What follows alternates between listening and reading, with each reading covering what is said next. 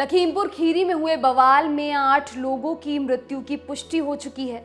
इनमें 4 प्रदर्शनकारी किसान हैं, जबकि 2 बीजेपी समर्थक, एक ड्राइवर और एक पत्रकार। इन 8 लोगों के बारे में अब तक जो भी जानकारी सामने आई है वो हम आपको यहाँ बता रहे हैं। रमन कश्यप, 33 साल के रमन कश्यप स्थानीय न्यूज चैनल में पत्रकार थे। निघासन थाना क्षेत्र के रहने वाले थे। परिवार में पिता, पत्नी और 2 छोटे छोटे बच्चे हैं। परिजनों ने दी लल्लन टॉप के संवाददाता सौरभ त्रिपाठी को बताया कि रमन घटनास्थल पर कवरेज के लिए गए हुए थे। परिजनों का आरोप है कि उनके हाथ में पहले गोली लगी और फिर किसानों के साथ उन्हें भी गाड़ी से कुचल दिया गया। दोपहर करीब 3 बजे के बाद परिवार का रमन से कोई संपर्क नहीं हो सका। दिन भर परिवार के लोग इधर उधर भटकते रहे। रात में मोर्चरी में परिजनों ने शव की शिनाख्त की।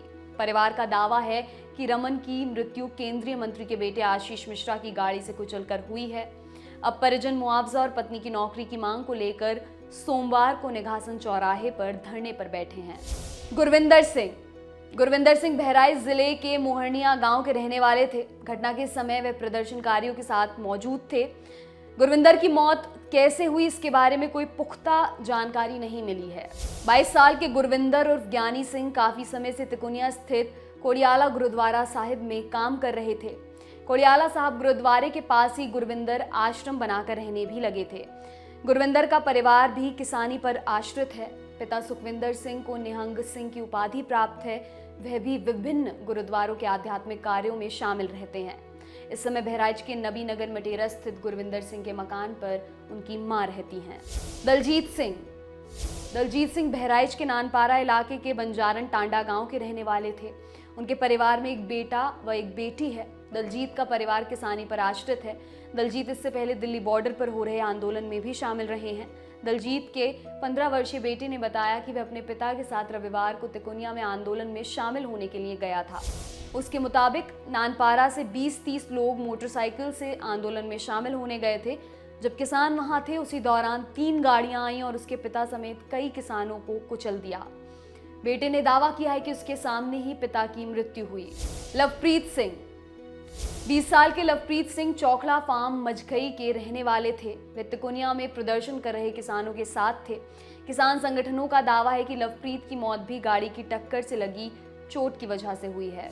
छत्तर सिंह के बारे में अभी तक कोई पुख्ता जानकारी नहीं मिल पाई है।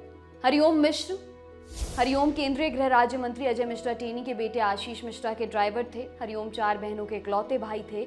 अजय मिश्र टेनी ने आरोप लगाया है कि किसानों के पथराव में हरिओम को चोट लगी और गाड़ी पलट गई। उसके बाद किसानों ने हरिओम को पीट कर मार डाला।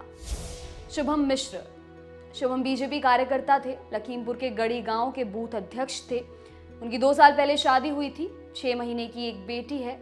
अजय मिश्रा टेनी ने शुभम की हत्या का आरोप भी प्रदर्शनकारी किसानों पर लगाया है। श्याम सुंदर लखीमपुर के सिंघावा गांव के रहने वाले थे। वह भी बीजेपी कार्यकर्ता थे। केंद्रीय मंत्री की तरफ से श्याम सुंदर की मौत का जिम्मेदार भी किसानों को ही बताया गया है। 3 अक्टूबर को लखीमपुर खीरी के तिकोनिया इलाके में डिप्टी सीएम केशव मौर्य का प्रोग्राम होना था। तभी किसान वहां काले झंडे दिखाने पहुंच गए। किसानों का आरोप है कि लखीमपुर खीरी के सांसद और केंद्रीय गृह राज्य मंत्री अजय मिश्रा टेनी के बेटे आशीष उर्फ मोनू मिश्रा ने प्रदर्शन कर रहे किसानों को गाड़ियों से रौंद दिया। इससे गुस्साए किसानों ने 3 गाड़ियों में आग लगा दी। इस पूरे मामले में 8 लोगों की मृत्यु हो गई, जबकि आशीष मिश्रा का कहना है कि वह मौके पर मौजूद नहीं थे। किसानों ने उनके समर्थकों की गाड़ी पर हमला किया और उनकी पीट कर हत्या कर दी। फिलहाल पुलिस ने मोनू मिश्रा के खिलाफ हत्या का मामला दर्ज कर लिया है। साथ ही 13 अन्य लोगों के खिलाफ बलवा और साजिश रचने का मामला भी दर्ज हुआ है। आपके लिए खबर लिखी हमारे साथी गौरव ने। मेरा नाम है दिव्यांशी। देखते रहिए दी लल्लन टॉप। शुक्रिया।